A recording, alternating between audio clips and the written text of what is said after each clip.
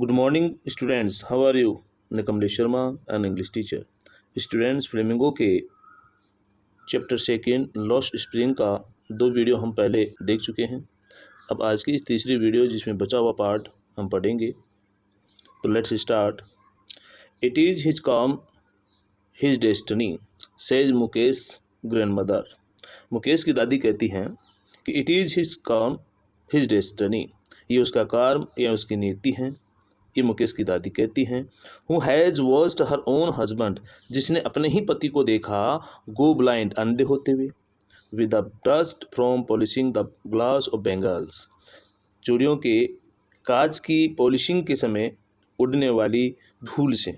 तो जिसने अपने ही पति को चूड़ियों के कांच की पॉलिशिंग से उड़ने वाले धूल से अंधा होते हुए देखा। कैन अ गॉड गिवन लीनीज, लीनीज का मतलब होता है वंश परंपरा, एवर बी ब्रोकन, क्या कभी तोड़ी जा सकती है? तो क्या ईश्वर प्रदत्त, गॉड गिवन का मतलब होता है ईश्वर प्रदत्त, तो क्या ईश्वर प्रदत्त परंपरा को या प्रथा को तोड़ा जा सकता है? सी इम्प्लाइज, उसने निहितार्थ चाहती है, मतलब वो इसका मतलब समझना चाहती हैं कि ऐसा हो सकता है। Born in the caste of bangle makers, यानी चूड़ी बनाने वालों की जाति में जन्म लेकर, they have seen nothing but bangles, सिवाय चूड़ियों के उन्होंने कुछ नहीं देखा। इन द हाउस, घर में, इन द यार्ड, आंगन में, इन एवरी अदर हाउस, प्रत्येक दूसरे घर में, एवरी अदर यार्ड, प्रत्येक दूसरे आंगन में, एवरी स्ट्रीट इन फिरोजाबाद, और फिरोजाबाद की प्रत्येक गली में उन्होंने सिवा चूड़ियों के कुछ भी नहीं देखा। स्पायरल्स और बेंगल्स, स्पायरल्स यानी घेरे और बेंगल्स यानी चूड़ियों के, तो चूड़ियों के घेरे। अब चूड़ी कैसी कैसी कलर की? सनी गोल्ड, सुनहरे चमकीले रंग की, पेडिग्रीन, धान जैसे हरे रंग की, रॉयल ब्लू, गहरे नीले रंग की, पिंक गुलाबी, पर्पल बैंगनी, every colour born out of the 7 colours of the rainbow, और इंद्रधनुष से उत्पन्न होने वाले 7 कलर की यानी प्रत्येक रंग की चूड़ियाँ। लाई इन माउंट्स, लाई इन माउंट्स यानी ढेरों के रूप में पड़ी हैं। इन अनकैम्प्ड यार्ड्स, इनकैम्प्ड यार्ड्स का मतलब बिना संवारे हुए आहतों में, आंगनों में। Are piled on 4 wheeled hand carts, और 4 पहिया हथठेले में ढेर के रूप में बिना सवरे आंगनों में ढेरों के रूप में पड़ी हैं। पुस्ट बाय यंग मैन, जिन्हें हथठेले जिन्हें युवकों के द्वारा धकेला जाता है। Along the narrow lines of the sentry town, यानी इस झोपड़ियों के कस्बे की सकरी गलियों में इन हथेलों को युवकों के द्वारा धकेला जाता है। And in the dark hutments, और अंधेरे इन झोपड़ियों में, next to lines of flames of flickering oil lamps, flickering oil lamps यानी तेल के दीपकों की टिमटिमाते हुए तेल के दीपकों की पंक्तियों के आगे, सिट बॉयज एंड गर्ल्स, लड़के और लड़कियां बैठते हैं, with their fathers and mothers, अपने माता पिता के साथ। Welding pieces of coloured glass into circles of bangles, और उनके साथ बैठकर वे चूड़ियों के वृत्ताकार घेरों में विभिन्न कलर के कांच के टुकड़ों को जोड़ते हुए बैठते हैं। Their eyes are more adjusted, उनकी आँखें, उनकी निगाहें अधिक अनुकूल हैं, to the dark than the light outside, यानी बाहर की रोशनी की तुलना में अंधेरे में अधिक अनुकूल हैं। दैट्स वाई, और यही कारण है कि दे ओफन, कि वे प्राय एंड अप लूजिंग, यानी खो देते हैं, देयर आउटसाइड, अपनी नज़र, बिफोर दे बिकम एडल्ट्स, यानी युवा होने से पहले ही। तो यही कारण है कि युवा होने से पहले ही उनकी आंखों की दृष्टि कमज़ोर हो जाती है, नज़र कमज़ोर हो जाती है। सविता यंग गर्ल, सविता जो कि कोई युवती है यानी लड़की हैं, इन अ ड्रेप पिंक ड्रेस, ड्रेप यानी भद्दी सी, पिंक यानी गुलाबी ड्रेस यानी पोशाक पहने हुए, यानी साड़ी पहने हुई, सिट्स अलोंग साइड के साथ में बगल में बैठी हुई है, एन एल्डरली वुमन, एक वयोवृद्ध महिला के बगल में। तो सविता जो कि एक युवती हैं जो भद्दी गुलाबी साड़ी या ड्रेस पहने हुए एक वयोवृद्ध महिला के बगल में बैठी हुई है। सोल्डरिंग पीसीज ऑफ ग्लास, यानी कांच के टुकड़ों को जोड़ती हुई बैठी हैं, मतलब वहाँ पर बैठी हुई जोड़ रही हैं। एज हर हैंड्स, जिस तरीके से उसके हाथ मूव यानी मूव करते हैं, हिलते डुलते हैं, मैकेनिकली यानी यांत्रिकता के साथ, like the tongs of A machine, जैसे कि मशीन के कोई चिमटे यांत्रिकता के साथ में चलते हो। आई वंडर, मुझे आश्चर्य होता है, मैं इस प्रकार से सोचती हूँ कि इफ शी नोज, कि शायद वो जाने कि द सेंक्टिटी, सेंक्टिटी का मतलब पवित्रता, ऑफ द बेंगल्स, उन चूड़ियों की पवित्रता के बारे में क्या वो जानती हैं। शी हेल्प्स मेक, जिन्हें वो बनाने में मदद करती हैं। तो मैं विचार करते हुए मुझे आश्चर्य होता है कि क्या वह उन चूड़ियों की पवित्रता के बारे में जानती हैं जिन्हें वो बनाने में मदद करती हैं। इट सिंबलाइजेज, और ये प्रतीक हैं, एन इंडियन वुमन्स सुहाग, और भारतीय महिला के सुहाग का, ऑस्पिशियसनेस एंड पवित्रता इन मैरिज, और शादी की यानी विवाह में ये शुभत्व होता है। It will dawn on her suddenly one day, और एक दिन फिर अचानक से उसे एहसास होगा, व्हेन जब हर हेड, जब उसका सिर, is draped with A red well, जब एक लाल घूंघट से ढका होगा। मतलब एक दिन उसे अचानक से इस बात का एहसास होगा जब एक दिन उसका सिर लाल घूंघट से ढका होगा। हर हैंड्स, उसके हाथ, डाइड रेड, लाल रंग से रंगे होंगे, विद हीना यानी मेहंदी से, और उसके हाथ लाल रंग की मेहंदी से रंगे होंगे। एंड रेड बेंगल्स, और लाल चूड़ियाँ, rolled on to her wrist, और उसकी कलाई पर खिसका दी जाएगी। She will then become a bride, और फिर वो एक दुल्हन बन जाएगी। Like the old woman beside her, और अपने बगल में बैठी हुई इस महिला की तरह, who became one many years ago, जो कई वर्षों पहले एक दुल्हन बनी थी। She still has bangles on her wrist, और अभी भी उसके रिस्ट यानी उसकी कलाई पर चूड़ियाँ हैं। But no light in her eyes, लेकिन उसकी आंखों में रोशनी नहीं है, मतलब उसकी आंखें कमज़ोर हो गई हैं, आई साइड वीक हो गई हैं। और वो कहती हैं, एक वक्त शेर भर खाना भी नहीं खाया, सी सेज, और वह कहती हैं कि एक वक्त पेट भर भोजन भी नहीं किया, मतलब ठीक से भोजन भी प्राप्त नहीं हुआ। In a voice drained of joy, मतलब आनंद रहित, खुशियों से रहित, यानी नीरस आवाज़ में वो कहती हैं कि एक वक्त शेर भर भोजन भी नहीं कर पाई। She has not enjoyed in one full meal in her entire life, कहना क्या चाहती है कि अपने संपूर्ण जीवन में पेट भर भोजन का आनंद भी नहीं ले पाई।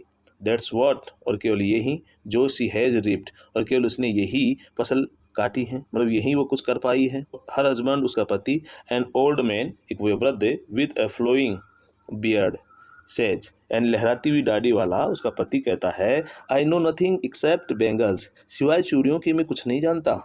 एंड आई हैव डन, और जो मैंने किया है, जो कुछ मैंने किया है, is make a house for the family to live in, यानी परिवार के रहने के लिए एक घर मात्र में बना पाया हूँ। हियरिंग हिम, उसे सुनकर, वन वंडर्स, कोई भी व्यक्ति को आश्चर्य होता है कि इफ ही हैज़ अचीव्ड, क्या उसने वह प्राप्त कर लिया कि वोट मैनी, जिसे बहुत से लोग have failed in their life times, जिसे प्राप्त करने में अपने जीवन भर असफल रहते हैं। He has a roof over his head, और वह क्या है कि उसके पास सिर पर क्या है, छज्जो है। The cry of not having money, यानी कि पैसा नहीं होने का रोना। टू डू एनीथिंग, कुछ भी कार्य करने के लिए, तो कुछ भी कार्य करने के लिए पैसों का नहीं होना, एक्सेप्ट सिवाय कैरी ऑन एंड जारी रखने के, the business of making bangles, चूड़ियाँ बनाने के कार्य को। तो चूड़ियाँ बनाने के कार्य को जारी रखने के सिवाय कुछ और करने के लिए पैसे नहीं होने का रोना। नॉट इवन एनफ, यानी टू ईट, पर्याप्त खाने के लिए भी नहीं होना। Not even enough to eat, यानी खाने के लिए पर्याप्त ना होना।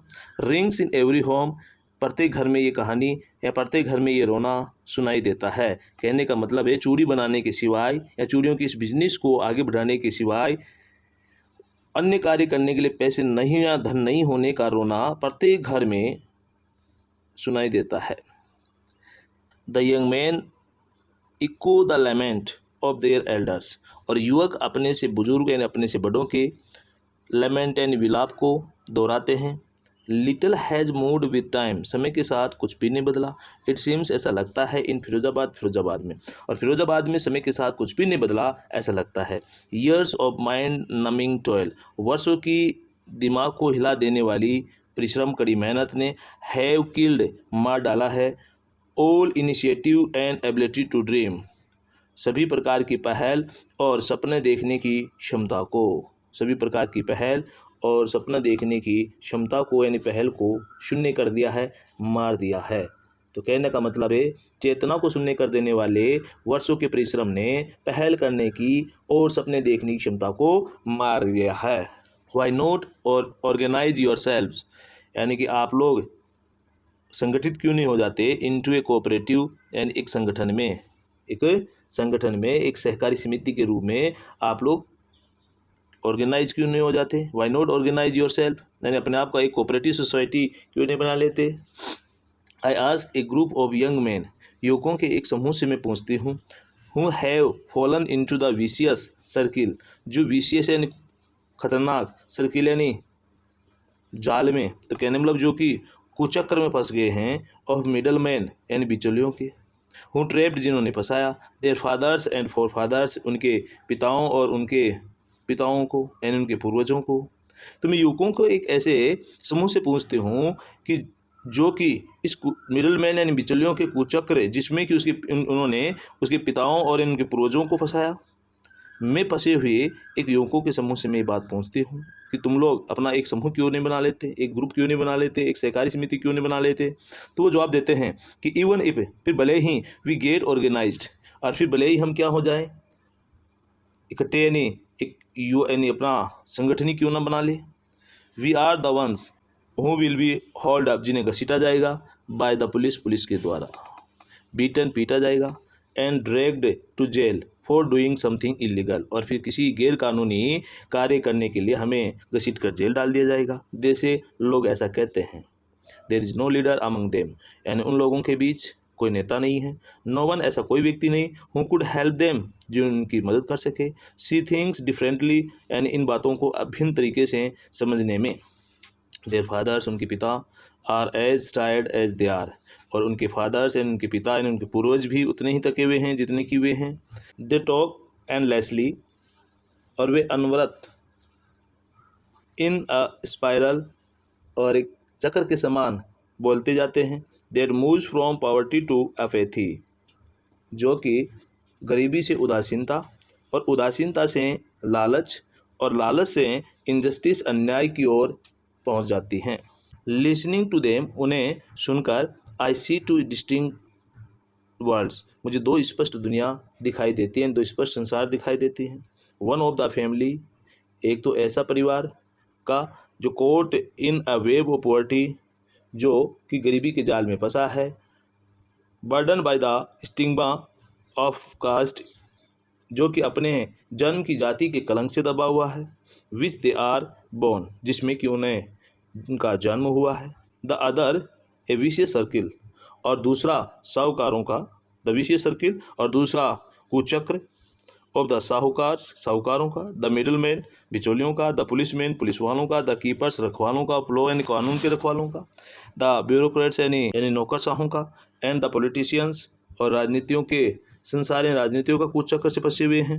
टुगेदर दे, उन दोनों ने मिलकर, हैव इम्पोज यानी ला दिया है, द बैगेज यानी बोझ भगाना, ऑन द चाइल्ड यानी बच्चे पर, और फिर इन दोनों संसारों ने, इन दोनों वर्ल्ड्स ने बच्चों पर बोझ लाद दिया है, that he can not put down, जिसे कि वो नीचे उतार नहीं सकता। Before he is aware, and एहसास होने से पहले ही एक्सेप्ट इट, वैसे स्वीकार कर लेता है, एज नेचुरली, उतने ही स्वाभाविक रूप से, एज हिज फादर, जितने की स्वाभाविक रूप से पिता ने स्वीकार कर लिया था। टू डू एनीथिंग, कुछ भी करना, टू डू एनीथिंग एल्स, कुछ भी हटकर करना, वुड मीन टू डेयर, का अर्थ होगा चुनौती देना, and daring is not part of his growing up, और चुनौती देना उनके परिवेश का यानी उनके पर बड़ा होने का अंग नहीं है। When I sense A flash of it in Mukesh, और जब मुझे मुकेश में इसकी झलक यानी चुनौती देने की झलक मुझे दिखाई देती है, आई एम चीयर्ड, मैं प्रशंसित हो उठती हूँ, यानी मुझे खुशी होती है। I want to be a motor mechanic, जब वो कहता है कि मैं एक मोटर सुधारने वाला मिस्त्री बनना चाहता हूँ, ही रिपीट्स, वह इस बात को दोहराता है, he will go to a garage, वह किसी गैरेज में जाएगा, एंड लर्न, और सीखेगा, but the garage is a long way from his home, लेकिन गैरेज उसके घर से बहुत दूर है, आई विल वॉक, मैं पैदल चलूँगा, ही इंसिस्ट, वो जोर देकर कहता है, डू यू ऑल्सो ड्रीम, क्या आप भी सपना देखते हैं, ओ फ्लाइंग ए प्लेन, एक हवाई जहाज उड़ाने का, तो कह रहा है कि तुम हवाई जहाज उड़ाने का सपना भी देखते हो। ही सडनली साइलेंट, और वह एकाएक चुप हो जाता है, नो नहीं, ही सेज, वह कहता है, स्टेयरिंग एट द ग्राउंड, जमीन को घूर कर देखते हुए, तो जमीन की ओर घूरते हुए वो कहता है कि नहीं।